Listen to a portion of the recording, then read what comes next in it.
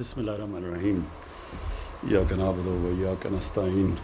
میں ایکسپیکٹ ہی نہیں کر رہا تھا کہ اتنی بڑی فنکشن کریں گے. میں نے کہا میں آ کے فیتہ کاٹوں گا اور چلا جاؤں گا. تو میں خود بھی میں سرپرائز ہوں اس سے. ممتاز آپ نے اتنے لوگوں کو انوائٹ کیا آج. دیکھیں ممتاز، پہلے تو میرا کیونکہ اوورسیز پاکستانی سے سب سے زیادہ انٹریکشن ہے. کرکٹ سے پہلے کرکٹ کی وجہ سے ساری دنیا میں جو بیرون ملک پاکستانی تھے ان سے ملتا تھا میں.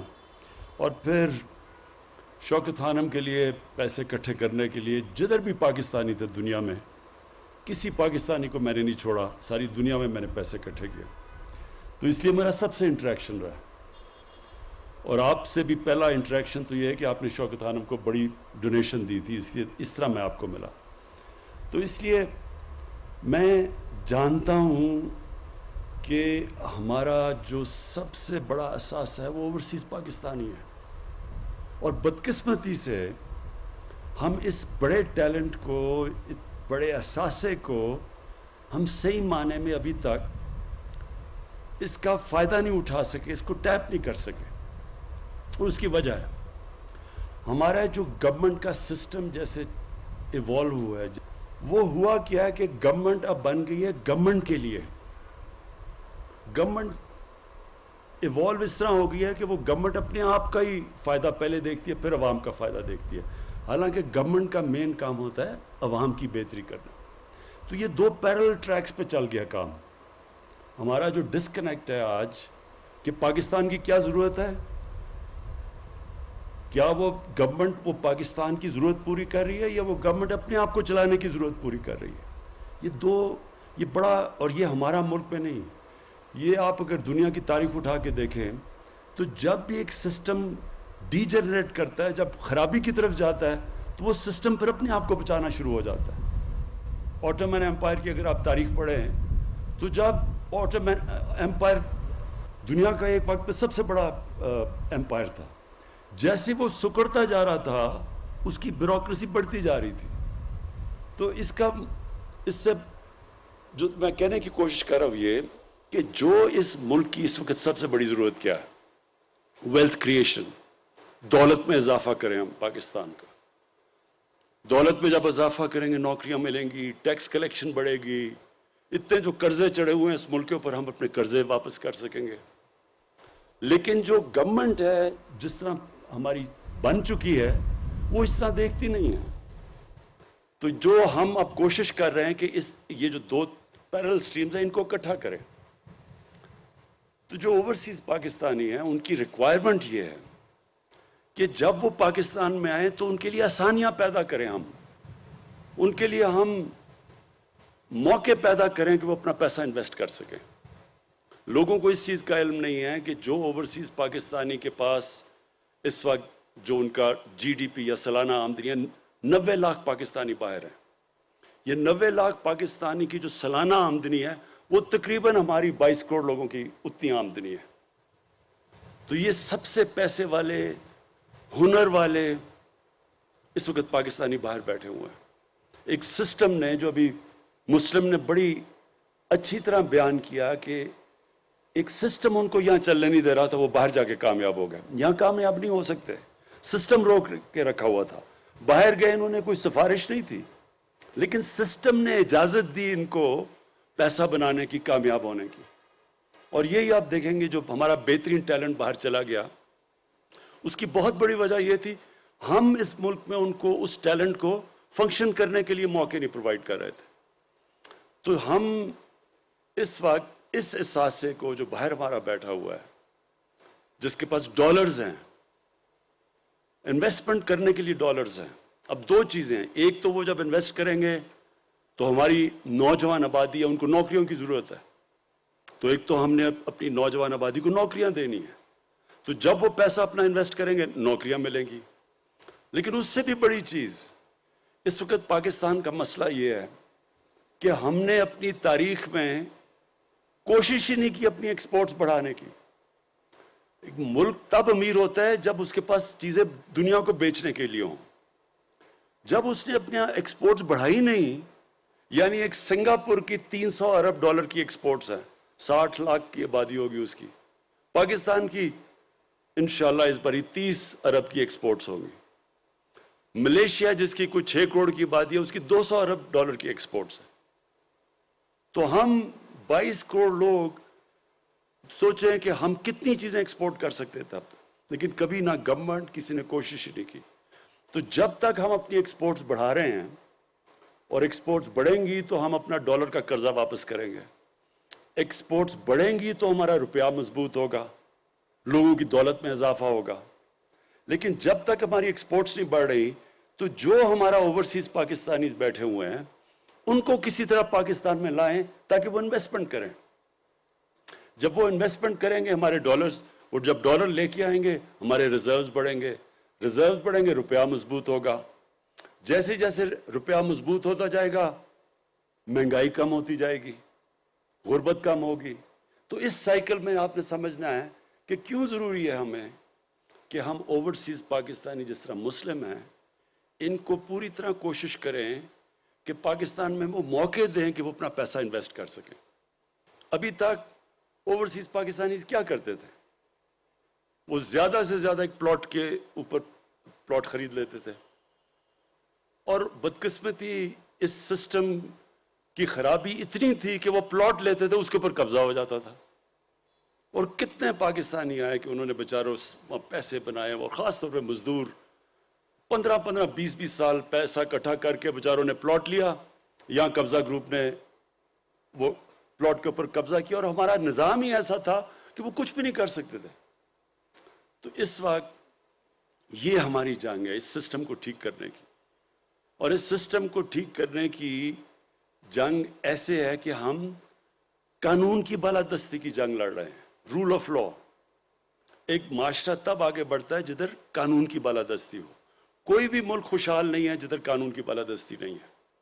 आज अमीर तरीन मुल्क हैं वसाइल के तौर पे, अफ्रीका में है, कई अमीर तरीन मुल्क हैं, लेकिन क्योंकि वहाँ कानून की बालादस्ती है, गुर्बत की इंतहा है। और पाकिस्तान का भी ये मसला है कि जैसे जैसे हम अपना रूल ऑफ लॉ, हम इस मुल्क में कानून की बालादस्ती वो जैसे जैसे कायम करते रहेंगे, खुद ही ओवरसीज पाकिस्तानी पाकिस्तान में आके पैसा इन्वेस्ट करेंगे, क्योंकि उनको इत्मीनान होगा कि उनके पैसे के ऊपर कोई कब्जा नहीं करेगा, उनकी प्रॉपर्टी के ऊपर उनकी कॉन्ट्रैक्ट इन्फोर्स होगा।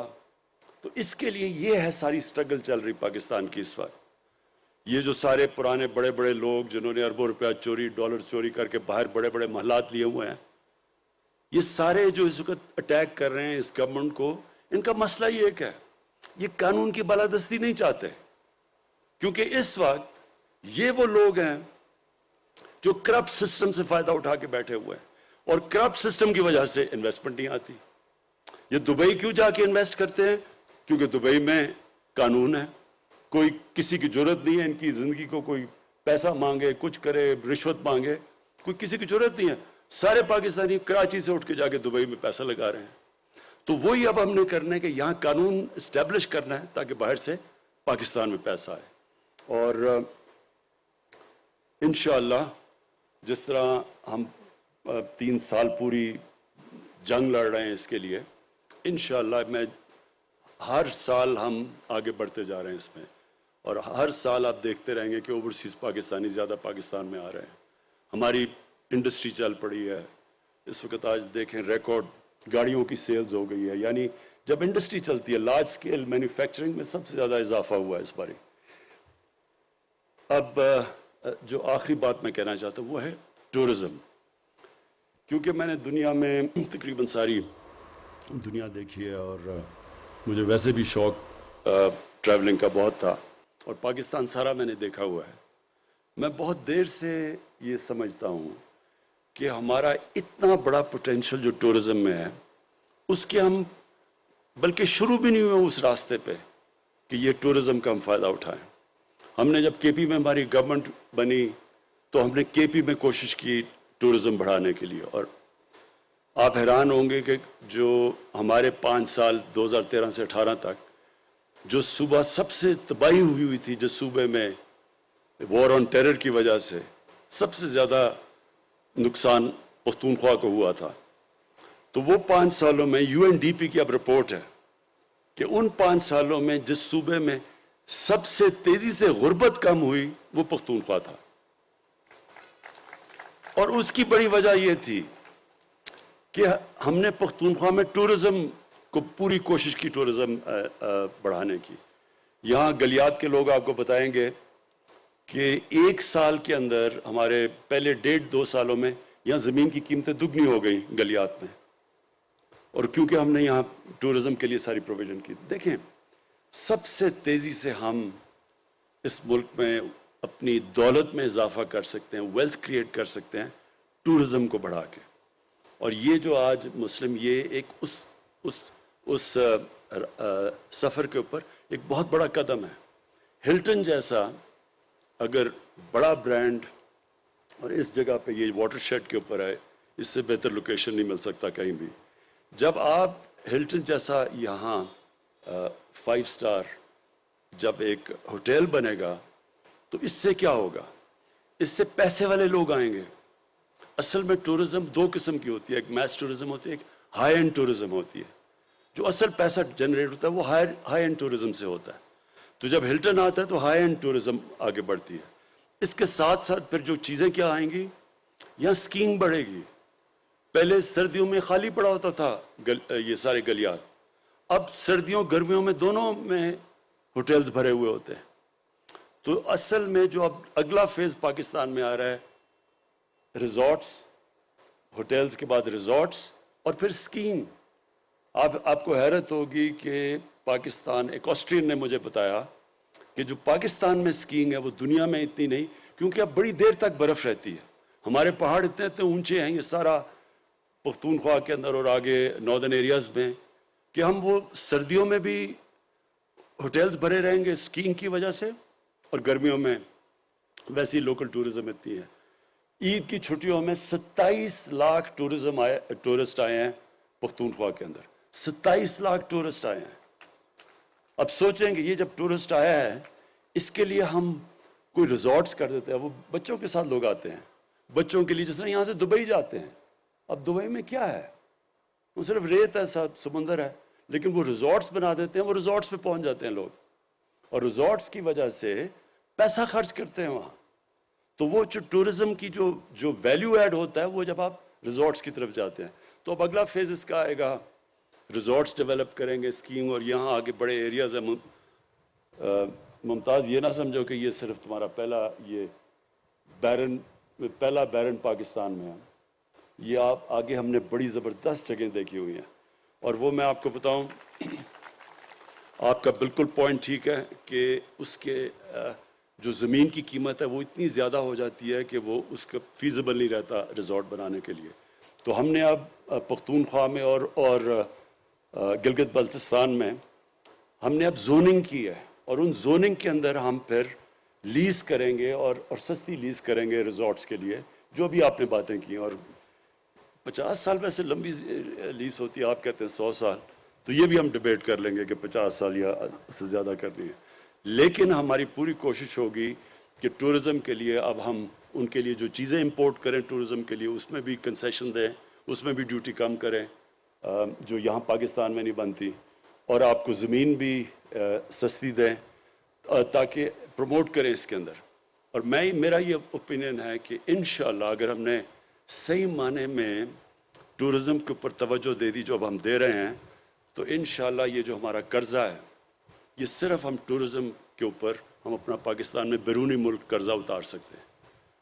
میں پھر سے ممتاز آپ کو آج اس گراؤنڈ بریکنگ پہ مبارک دیتا ہوں. میں اسپیشلی اس لیے آج آیا گراؤنڈ بریکنگ پہ. عموماً تو میں انتظار کروں گا جب اس کی اوپننگ ہوگی آپ کی ہوٹل کی, لیکن گراؤنڈ بریکنگ میں اس لیے کیونکہ مجھے پتہ ہے کہ آپ کو میں نے پہلی دفعہ سجیسٹ کیا تھا یہاں کے نتھیا گلی میں آ کے ریزورٹ بناؤ, آج سے 4-5 سال پہلے. اور میں آپ کو انکریج اس لیے کرنا چاہتا ہوں, میں اور بھی اوورسیز پاکستانیز کو انکریج کرنا چاہتا ہوں کہ وہ پاکستان آئیں, یہاں پیسہ انویسٹ کریں, اور انشاءاللہ ہم جتنی بھی رکاوٹیں ہیں ان کے راستے میں انشاءاللہ وہ ہم دور کریں گے. شکریہ.